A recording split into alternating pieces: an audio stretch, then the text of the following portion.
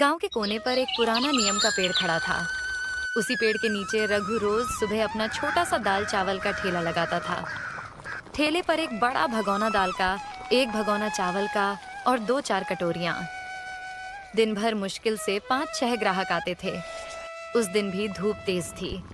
रघु अपने ठेले के पास बैठा सोच रहा था कि आज फिर कितना कम धंधा हुआ। तभी एक आदमी जो रोजाना उसके यहाँ खाना खाता था। अरे रघु भाई, तुम ये ठेला चलाकर घर कैसे चलाते हो?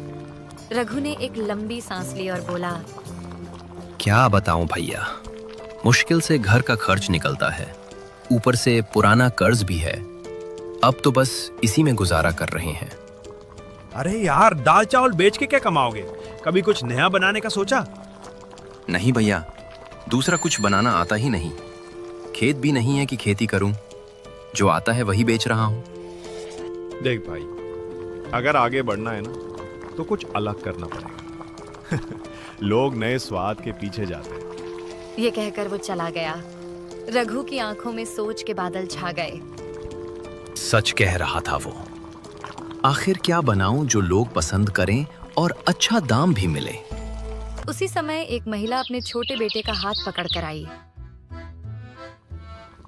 चल बेटा, दाल चावल खा लेते। नहीं माँ, मुझे दाल चावल नहीं चाहिए, मुझे बिरयानी खानी है। बेटा मुंह बिगाड़ते हुए बोला, बेटा यहाँ बिरयानी नहीं मिलती और वो बहुत महंगी भी होती है। चल दाल चावल खा ले। नहीं, मुझे नहीं खाना। महिला ने मजबूरी में ठेला छोड़ दिया और बेटे को लेकर चली गई। रघु ये सब चुपचाप देख रहा था। उसके मन में एक बिजली सी कौंधी।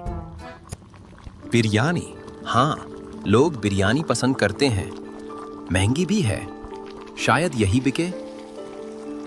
शाम को जब रघु ने ठेला समेटा और घर पहुंचा तो उसका चेहरा उम्मीद से चमक रहा था।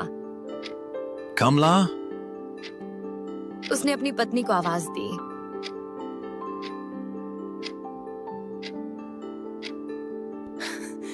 क्या हुआ रघु, आज बड़े खुश लग रहे हो? सोच रहा हूँ कल से ठेले पर बिरयानी बेचें, लोग पसंद भी करेंगे और मुनाफा भी अच्छा होगा। कमला चौंक गई। बिरयानी? लेकिन बनाएगा कौन? मुझे तो नहीं आती। रघु कुछ पल सोचता रहा, फिर बोला, सलीम को क्यों ना पूछूं? वो होटल में काम करता है, उसे तो बिरयानी बनानी आती होगी। वो जरूर सिखा देगा। कमला हंस दी। ठीक है, पूछ लेना। अगर सच में सीख गए तो हो सकता है हमारी किस्मत बदल जाए। रघु के चेहरे पर उम्मीद की किरण चमक उठी। उस रात वो देर तक बैठा तारों को देखता रहा और मन ही मन ठान चुका था, कल से जिंदगी बदलनी है, किसी भी कीमत पर।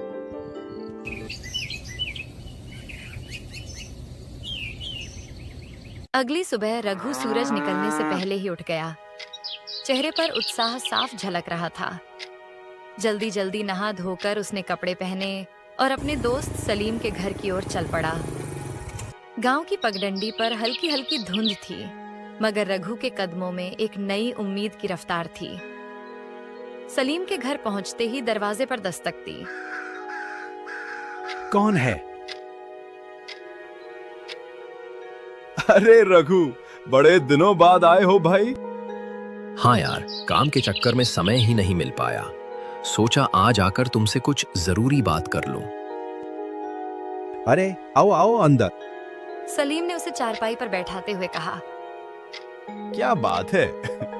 चेहरे से तो लग रहा है कोई बड़ा फैसला लेने वाले हो। रघु ने गहरी सांस ली। सलीम भाई, तुम्हें पता है मेरी हालत कैसी है? ठेले पर दाल चावल बेच बेच कर गुजारा मुश्किल हो गया है। कर्ज का बोझ भी बढ़ता जा रहा है। सोच रहा हूं कुछ नया करूं और इसी वजह से तुम्हारे पास आया हूं। सलीम ने गंभीर होकर पूछा, क्या मदद चाहिए भाई? जो होगा मैं जरूर करूंगा।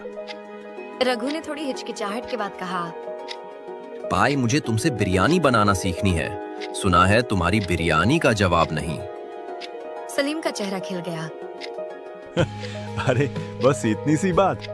ये तो बड़ी आसान चीज है, बताता हूँ। रघु उत्सुकता से उसकी बात सुनने लगा। सलीम बोला, सबसे पहले बताओ, मटन की बिरयानी बनाओगे या चिकन की?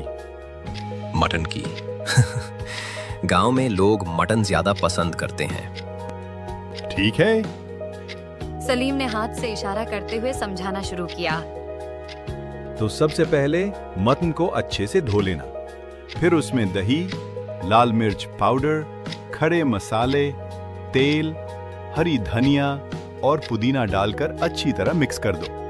इसे कुछ देर मैरिनेट होने दें। रघु उत्सुकता से उसकी बात सुनने लगा। सलीम बोला, जब तक मटन मैरिनेट हो रहा है, तुम चावल उबाल लो। उसमें भी खड़े मसाले और थोड़ा नींबू डालना, इससे खुशबू बढ़ेगी।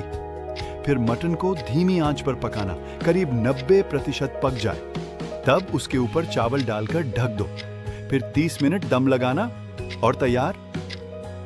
रघु उत्साह से बोला, अरे भाई, ये तो सच में आसान है, बस सही तरीके से पकाना होगा। हाँ, आसान है, लेकिन याद रखना, दम और धीमी आंच ही असली स्वाद लाती है। अगर ये सीख गए तो यकीन मानो लोग उंगलियां चाटेंगे। रघु की आंखों में चमक आ गई। बस भाई, अब ठान लिया है, मटन बिरयानी का ठेला लगाऊंगा। उम्मीद है कुछ कमाई हो जाएगी। तुम मेहनती हो रघु। यकीन मानो, तेरा ठेला गांव में मशहूर होगा। शुक्रिया भाई, तुमने हिम्मत दी। अब चलता हूँ, कल की तैयारी करनी है। घर लौटकर रघु ने कमला को सब बताया। कमला मुस्कुराई। अच्छा हुआ सलीम ने बता दिया। कल देखते हैं लोग पसंद करते हैं या नहीं। लेकिन दाम क्या रखोगे? 100 रुपया प्लेट रखूंगा, सही मुनाफा होगा। ठीक है, तो फिर अब इसे तैयारी शुरू कर दो। रघु के दिल में नई ऊर्जा थी। उस रात उसने बिरयानी का हर स्टेप बार बार याद किया और अगली सुबह का सपना सजोते हुए तैयारी में लग गया।